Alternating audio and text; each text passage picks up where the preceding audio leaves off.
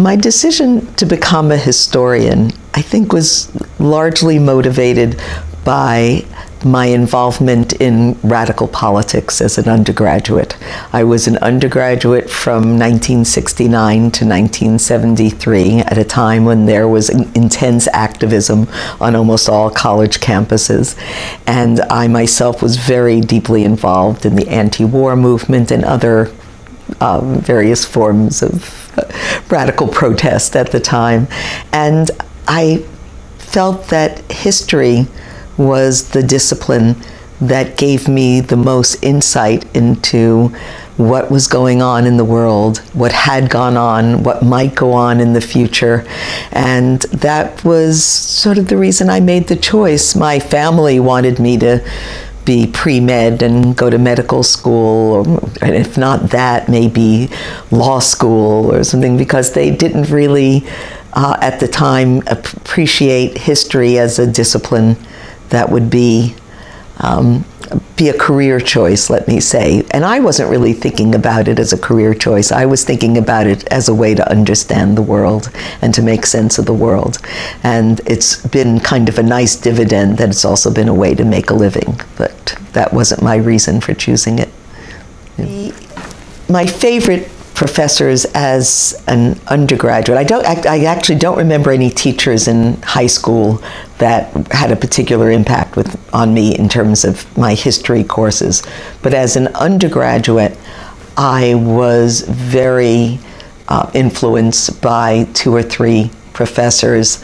One was my undergraduate advisor. I was at Princeton, and my undergraduate advisor, Peter Wynn, was then a very young Latin American historian of Latin America, and somebody who was very engaged as well in radical politics, and also very determined to depart from the usual tweedy Princeton professor look and to be more offbeat. And so I think I was both impressed by how he described history and talked about history in his courses, but also the way he offered an alternative to the conventional historian and to somebody who would be a different kind of historian.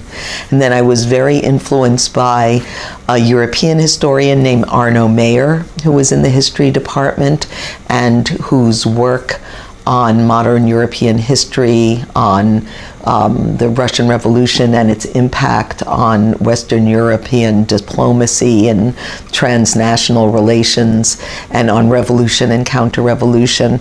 All his work was very influential on me. I used to sometimes just go and sit and listen to his lectures, even when I wasn't in his courses, just because I enjoyed hearing his lectures so much.